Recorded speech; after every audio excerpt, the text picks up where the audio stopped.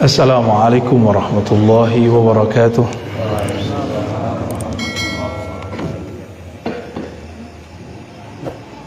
Alhamdulillahilladzi amarna bis-salati was-sabri wa basyara bima'iyatihi ala kulli sabirin. Asyhadu an la ilaha illallah, asyhadu anna Muhammadan abduhu wa rasuluh. Allahumma salli wa sallim wa barik ala sayyidina Muhammad wa ala alihi wa ashabihi wa li baitihi wa zurriyyatihi ajma'in, amma ba'du.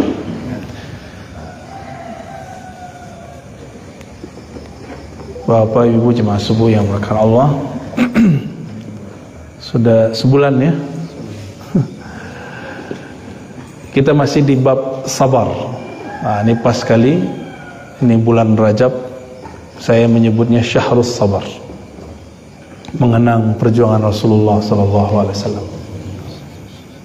Tapi di ujung bulan Rajab, Nabi diperjalankan oleh Allah sebagai hadiah kesabarannya. Dan itu tidak ada Nabi di dunia dari semenjak alam dicipta, atau tiada makhluk yang diberikan hadiah seperti itu, yang kita sebut Isra dan Mi'raj. Nggak ada seorang makhluk pun seperti Rasulullah yang diperjalankan sedahsyat beliau. Ada Nabi yang paling panjang umurnya setelah Nabi Adam, yaitu Nabi Nuh. Itu nggak mengalami perjalanan rohani itu, karena Nabi Nuh sabarnya masih ada ujungnya.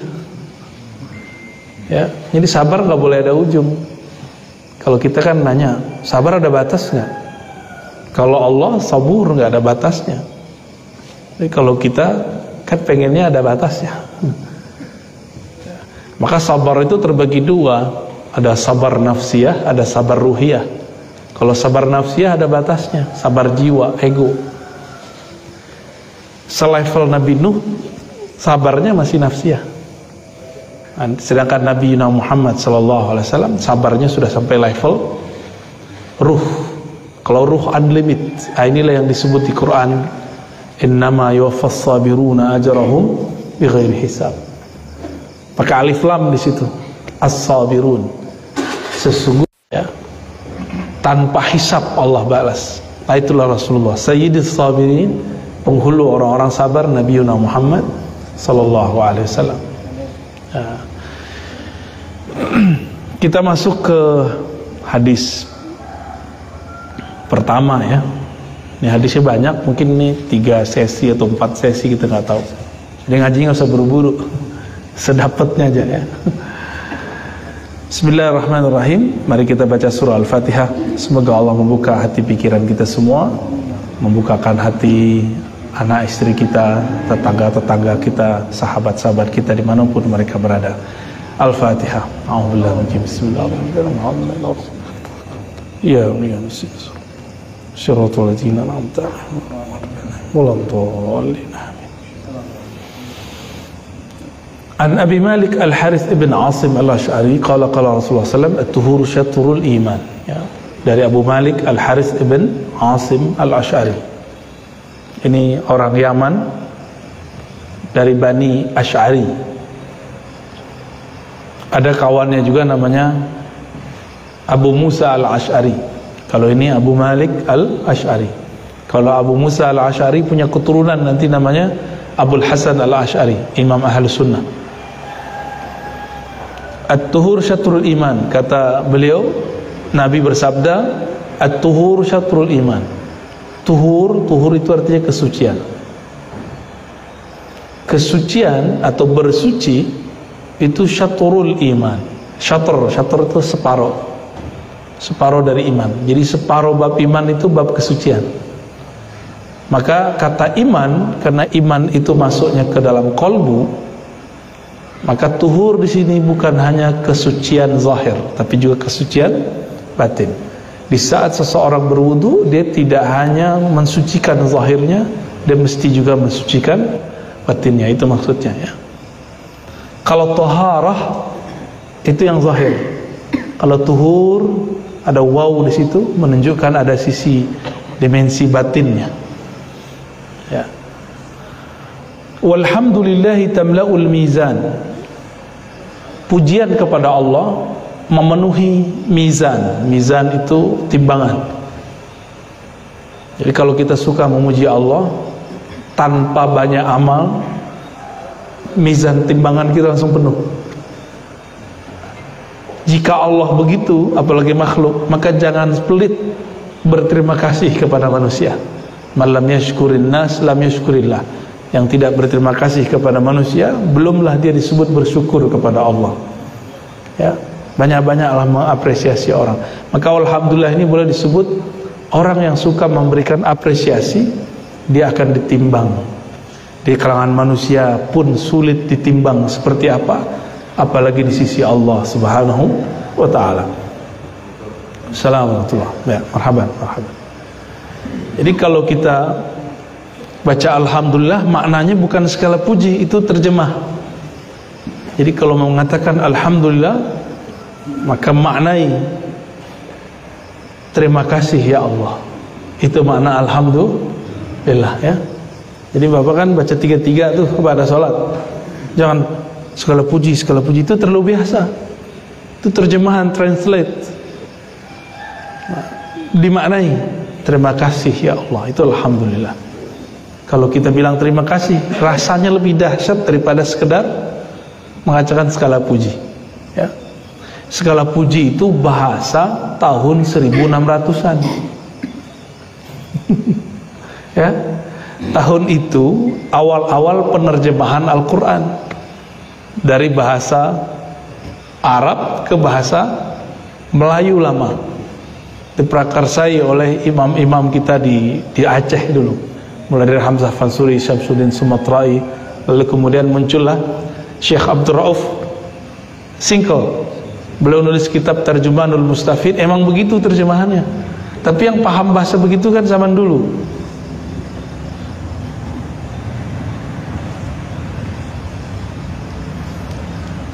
Wa subhanallah dan subhanallah. Nah, kalau terjemahan masa lalu apa? Maha suci. Ya. Maha suci Allah. Orang kalau sekarang ingat suci apa? Cucian. Ya. Maka kata maha suci kita boleh maknai dengan makna yang lebih pas. Maha suci, coba ayat tentang Isra Mi'raj, subhanalladzi asra. Nggak nyambung kalau diterjemahkan maha suci. Orang Arab itu kalau melihat sesuatu yang mustahil terjadi, itu namanya subhanallah. Artinya subhanallah sangat hebat. Masya Allah, lebih lagi di atasnya, yaitu subhanallah. Nggak bisa kepikir oleh otak, tapi terjadi, namanya subhanallah. Ya, assalamualaikum. Ya. Itu perbedaan antara subhanallah terjemahan lama dengan terjemahan baru, ya. Nah, dimulai Pak. Jadi kalau zikir Pak ada sholat, baca subhanallah, maha hebat engkau ya Allah. Kita kalau ngelihat ke badan, nggak usah ngelihat ke alam, kita terlalu jauh. Alam dalam tubuh ini sudah terlalu banyak. Dalam tubuh kita ada puluhan ribu alam dalam tubuh ini. Mulai dari alam rambut, di rambut itu adalah alam lagi. Itu darah itu ada beberapa lapisan alam di dalamnya.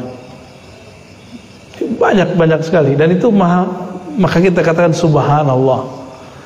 Nah, ungkapan yang begini, kalau kita membaca subhanallah, maha hebat engkau ya Allah, terima kasih ya Allah, tamla'an, akan memenuhi timbangan amal. Amal apa yang dapat memenuhi mizan? Bukan amalan fisik, tapi amalan, kalau ungkapan terima kasih mengagumi, itu amalan apa?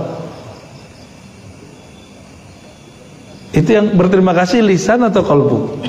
Qalbu. Jadi subhanallah itu ungkapan qalbu saat mengagumi Allah. Alhamdulillah itu ungkapan qalbu saat berterima kasih kepada Allah. Itu yang bisa memenuhi mizan. Kalau baca 400, 4.000, 10.000 itu gak penuh-penuh deh. Tapi sekali kita mengatakan maha hebat engkau ya Allah, langsung penuh. Itulah kenapa kemudian zikir itu diulang-ulang. Siapa tahu di angka kesekian rasa itu muncul. Itu rahasianya, ya. Nanti kita lihat aja kalau kita masuk ke padang mahsyar, ada pengadilan, ya, mizan di situ. Nanti kita lihat orang yang banyak kuantitas zikirnya gak penuh-penuh, tapi yang berzikir dengan ma'rifatnya, nah itulah ma'rifat subhanallah. Jadi berzikir itu dengan kenal siapa yang kita zikirkan. Jangan cuma ngejar angka. Yang ngejar angka ya kayak orang sekarang lah, kerja banyak gaji dikit gitu. Paham maksudnya? Pilih mana? Kerja dikit tapi dengan kecerdasan otak, duitnya banyak. Kan banyak orang begitu sekarang, ya. Inilah perbedaan abid dengan arif, ya. Abid beramal dengan fisik, banyak kuantitas, lemah kualitas. Kalau arif, orang yang kenal Allah, dia beramal dengan kualitasnya. Sedikit zikirnya sama dengan sebanyak orang zikir di sana. Inilah zikir yang diajarkan Nabi kepada Juwairiyah dan Sofiyah. Jadi Nabi ketika berangkat subuh itu mereka masih zikir. Biji tasbihnya ada 4.000. Cuma dulu belum diikat. Ikatan itu baru di zaman Abu Hurairah. Subhanallah bihamdi, subhanallah bihamdi, subhanallah 4.000. Dan itu sudah bolak-balik. Anggap saja sekali khatam. Nabi baru pulang di waktu duha. Nabi biasa sarapannya waktu duha. Tapi nah, sarapannya bukan uduk, ya. Pulang Rasulullah SAW lihat Juwairiyah, maukah engkau aku ajarkan zikir yang lebih afdol dari itu? Ini orang salah faham. Ada kelompok yang anti mazhab, anti kaifiat zikir, lalu mengatakan ini dalil bahwa menghitung zikir adalah bid'ah. Loh, apakah Nabi memdiamkan bid'ah? Seandainya bid'ah, tentu Nabi sudah mengingkarinya semenjak sebelum berangkat ke masjid. Menghitung, enggak. Ini bab yang disebut kurikulum berzikir. Bahwa ada orang kalau zikir pertama harus ngitung dulu, kuantitas dulu. Setelah kuantitas dikejar, maka Nabi naikkan makomnya. Kurikulum berikutnya zikir kualitas. Satu zikir sama dengan sejumlah tasbih. Tasbihnya berapa tadi? 4.000. Kata Nabi, maukah engkau aku ajarkan zikir jika engkau baca sekali sama dengan sebanyak yang engkau baca tadi? Ya, Juwairiyah senang. Tapi Juwairiyah sudah mengalami zikir yang 4.000, sehingga dia tahu rasanya mana yang enak. Di saat itulah Nabi mengatakan, bacalah subhanallah bihamdihi adalah khalqihi wa zinata arsyihi wa ridha nafsihi wa midada kalimatihi. Boleh dibolak-balik gitu, ya. Subhanallah bihamdihi adalah khalqihi wa zinata arsyihi. Ada riwayat lain, subhanallah adada ma khalaqa fis sama', subhanallah adada ma khalaqa fil ard, subhanallah adada ma zalik, subhanallah adada ma huwa khaliq. Intinya, maha suci Allah sesuka-sukamu ya Allah. Maha hebat engkau sebagaimana engkau hebat ya Allah, bukan sebagaimana aku yang mengatakannya. Engkau hebat bukan karena aku memuji, engkau suci bukan karena aku yang mensucikan, tapi sesuka-sukamu ya Allah. Jadi menyerahkan maknanya kepada Allah. Sekali baca itu sama dengan 4.000. Ada nggak yang mau begitu? Ya. Jadi antum nih baca zikir yang tadi, cuma rasanya nggak muncul. Sama aja. Sama dengan zikir satu kali. Nah, ini yang dilupakan oleh orang-orang awam sekarang yang pemburu pahala. Ya, banyak kan pemburu pahala. Wah, ini sama dengan 4.000 nih, dibaca sekali aja. Tapi dia tidak paham apa maksudnya. Subhanallah wa bihamdi adada khalqihi, maha hebat Allah sebanyak makhluknya. Wa zinata arsy, seberat arasnya. Apalagi Pak Haji? Seberat khalqihi wa zinata arsy, wa ridha nafsi, seridho-ridho Allah, sesuka-suka Allah. Wa midada kalimati, sebanyak bilangan kalimahnya. Ada yang tahu jumlah makhluk Allah? Ada yang tahu? Gak usah jauh-jauh, di badan kita ada berapa makhluk? berapa sel di tubuh, nggak ada yang tahu kan? Sampai hari ini ahli biologi, ahli kimia nggak ada yang tahu. Mereka cuma memperkirakan sekian miliar, nggak ada yang tahu angka pastinya. Lalu kita ngomong, maha hebat engkau ya Allah, sebanyak bilangan sel yang ada di tubuhku. Wah, itu semua selnya langsung hidup itu, Pak. Dalam zikir thariqah disebut namanya kullu jasad. Zikir semua bagian tubuh. Tubuh kita diajak zikir biar sehat. Apabila ada bagian tubuh ini gak digerakkan, dia akan sakit. Jadi kenapa nih bapak ini suka sakit punggung? Itu darahnya gak gerak, maka dibekam, dikeluarin. Keluarin Pak, harus dikeluarin itu. Jangan diendon aja tuh ya. Itu darah kotor semua itu di punggung, harus dikeluarin. Makanya Nabi SAW setiap kali beliau badannya pegel, itu selalu kemudian bekam. Kepalanya berat, langsung bekam ya. Nggak main ruqyah aja ya, dikit-dikit ruqyah. Bekam dulu ya, amalkan dulu asbab-asbab zahirnya. Kayaknya ada yang habis dibekam nih. Bener hilang ya, kepalanya hilang, kok sakit palanya. Itu bener Pak, nggak usah jauh-jauh. Tangan kita nih ada gatel-gatel, terus darah putihnya ngumpul dikit, nggak nyaman, bener nggak? Dan itu hanya bisa nyaman dikeluarin, baru enak. Dan itu ajaib ya. Makanya disebut kalau kita baca subhanallah, maha suci, maha hebat engkau ya Allah, sebanyak bilangan makhluk, banyak sel di tubuhku. Udah, tubuh kita semuanya hidup tuh, dari ujung kepala sampai ujung kaki. Kalau bacanya 33 begitu, sehat Pak rohani kita dan jasmani kita sehat langsung. Maka ahli-ahli zikir pun kalau sakit, dia nggak merasa sakit, dia biasa aja. Dokter aja yang bilang dia sakit, dia nggak sakit. Guru saya dulu Abu Ya Hasan Basri divonis akan dibedah, operasi besar. Tapi sebelum dibedah, jadi cek di lab lagi, dilihat nggak ada penyakitnya. Tapi kok beliau merasa ada yang sakit gitu. Disuruhlah baca istighfar sama dokternya. Dia nggak tahu yang disuruh itu seorang mursyid. Mursyid saya Pak, dia itu. Istighfar Pak, istighfar. Dia bilang, oke, istighfar. Udah besoknya pulang. Nah, jadi kalau baca subhanallah, mulai baca subhanallah dengan ma'rifat, bukan dengan adat, angka.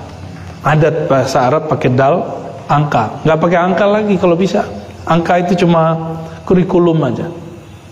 Kok ada sekarang kelompok yang saklek dengan angka, baik kelompok anti sufi ataupun sufi. Ini lucu ya. Yang anti sufi bilang hanya 33, kurang nggak boleh lebih, bid'ah. Itu kan cuma contoh 33 itu. Emang kalau lebih nggak boleh? Ada. Terus ayat Qur'annya gimana? Ya ayyuhallazina amanu dzkurullaha dzikran katsiran. Wahai orang beriman, zikir sebanyak-banyaknya. Zikir sebanyak-banyaknya. Sebanyak-banyaknya itu versi banyak kita atau banyak Allah?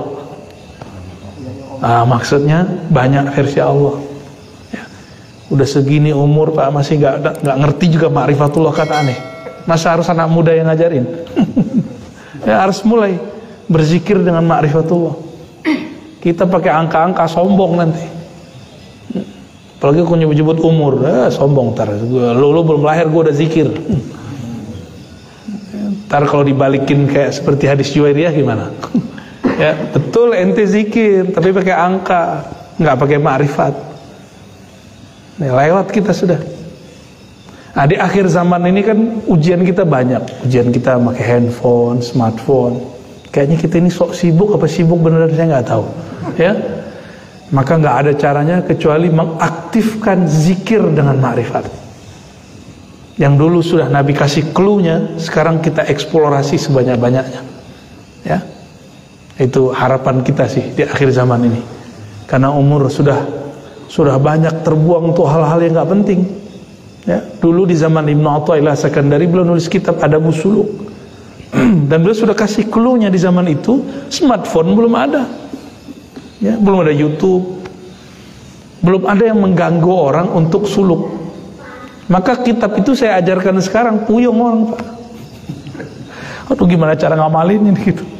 Ya, bayangin Pak, di kitab itu diajarin kalau zikir itu ada khalwatnya, ngurangin makannya, ninggalin anak istrinya. Gak ada yang kuat kan?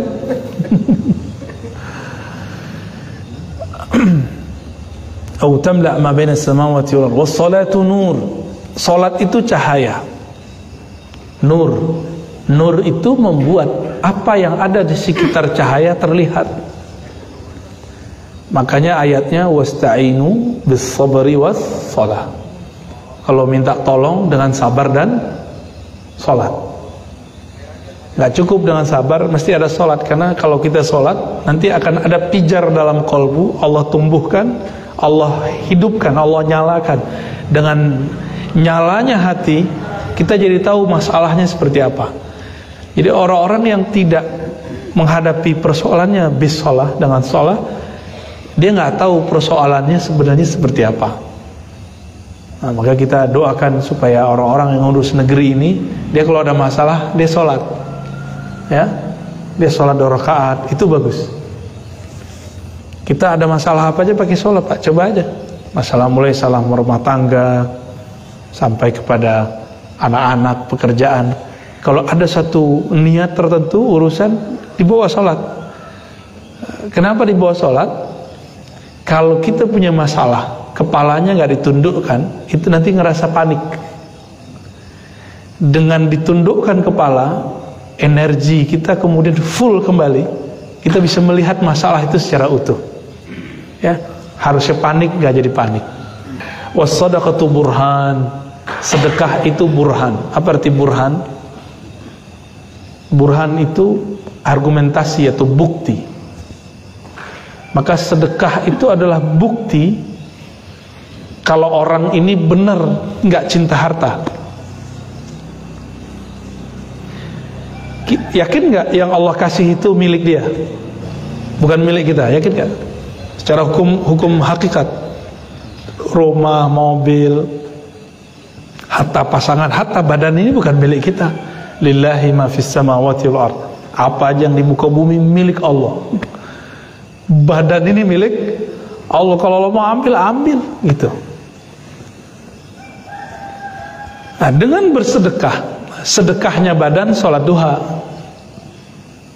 sedekahnya harta berbagi, sedekahnya ilmu mengajar, gitu.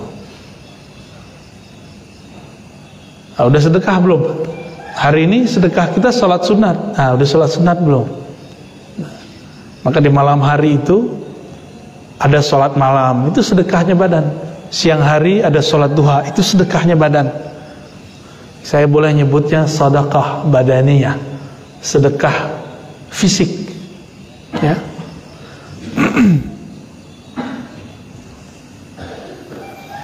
Nabi mengatakan harusnya setiap badan itu ada 360 persendian sulama. Setiap 360 harus disedekahkan. Kalau satu 360 Pak ya. Kalau satu 10.000 jadi berapa Pak? 360 tiap hari. Kuat ya? Kalau satunya 1 juta.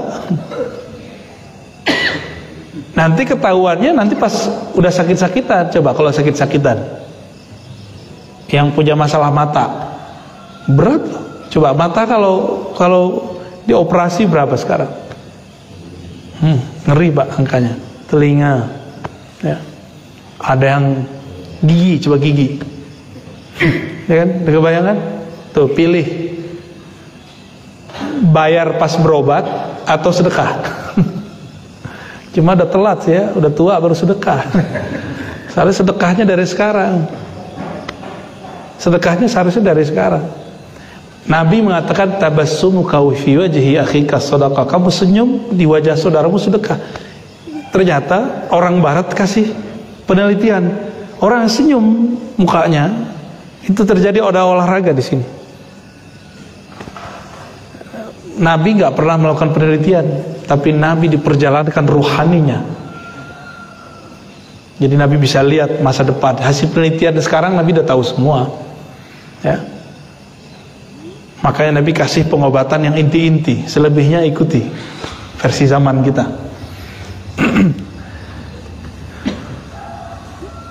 Wasabru dia. Nah, ini yang paling inti di pagi ini. Sabar itu dia. Jika sholat itu cahaya, sinarnya bersumber dari sabar. Sholat yang penuh kesabaran disebut tumaninah, ya. Sholat itu artinya doa. Maka wassalatu nur bisa juga diartikan doa itu cahaya, sinarnya dari sabar. Maka orang yang kuat sabarnya, itu dirinya bersinar. Sinar inilah yang permanen. Kalau dilihat di langit kelihatan berpijar. Jadi setiap hari malaikat turun. Ini kan malaikat lagi turun nih, ganti sip. Ketika mereka naik, orang-orang yang sholat tadi subuh itu kelihatan bercahaya. Sampai sekarang kalau bapak ini duduk begini, wah ini kenceng sekali cahaya ke atas. Kekuatan cahaya di atas itu seperti satu bintang, ya, satu bintang. Nah, yang baru sholat sekarang tuh baru bercahaya tuh dari tadi tuh, kelip-kelip, redup-redup. Tapi yang kita sudah sholat dari tadi, itu cahayanya seperti kita ngeliat Venus. Kalau kita ngelihat ke bagian terbit matahari, di atasnya itu ada Venus, benar gak? Cahayanya kita sebut bintang kejora, berpijar, dilihatnya asik. Maka malaikat menggosipkan di langit, itu cahaya siapa? Inilah yang disebut viral di langit, ya. Mau viral di langit, jangan viral di bumi, Pak, gak seru. Gak seru di viral di bumi itu, kemana-mana terganggu, nggak bisa nyaman. Tapi viral di langit, wah, kita betul-betul kita doa langsung diaminkan berjejer sampai ke atas. Kadang-kadang ngomong apa aja, belum kita pengen beneran, baru terucapkan, itu sudah datang tuh malaikat yang datangin, ya, dengan izin Allah tentunya. Maka kiai-kiai wali itu nggak boleh keceplosan pengen apa, dia harus tahan-tahan, takut ngerepotin makhluk-makhluk yang lain, Pak. Maka kita ini kalau ketemu guru kita kadang bilang, saya suka ini, walaupun kita nggak bilang nanti saya yang kasih, Pak Kiai, kita pengen aja bawain. Nah, itu baru kiai yang viral di bumi. Gimana kalau viralnya di langit? Bahaya, Pak. Ya. Wal Qur'anu hujjatun laka wa alaik. Quran itu dapat menjadi hujjah. Hujjah itu argumentasi. Laka, yang menguatkan, menyelamatkan engkau, au alaik, atau Quran justru malah menjadi bumerang bagi kamu. Jadi nggak semua orang hafiz Quran itu selamat. Khawarij bunuh orang pakai Quran, benar nggak? Ini kita baru dapat rekaman video salah satu orang yang disangkakan bab teroris berdebat dengan, ya, main antum-antuman kan, lama-lama